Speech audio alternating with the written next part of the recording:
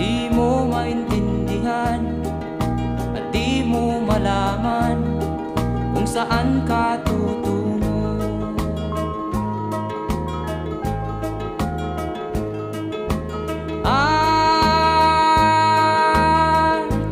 Kung nakamit mo na ang pangarap, di pa rin masiyahan ang nais mo'y madagdagan. Limot mo na ang iyong pinagmulan.